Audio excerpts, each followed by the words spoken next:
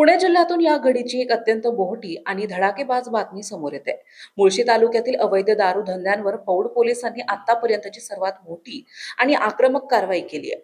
गेल्या 2 दिवसात मुळशीतील तब्बल 10 ते 12 हातभट्टी दारूंच्या भट्ट्या पोलिसांनी पूर्णपणे उद्ध्वस्त केल्या असून दारू माफियांचे धाबे पार दणाणले आहेत। ग्रामीण भागात धुमाकूळ घालणाऱ्या अवैध दारू अड्ड्यांविरोधात अखेर राज्य उत्पादन शुल्क आणि पोलीस यंत्रणा पूर्णपणे ऍक्शन मोडवर आली आहे। मुळशी पंचायत समितीच्या सभापती मंदा बाबाजी शेळके आणि स्थानिक महिलांनी या अवैध धंद्यांविरोधात तीव्र संताप व्यक्त केला होता।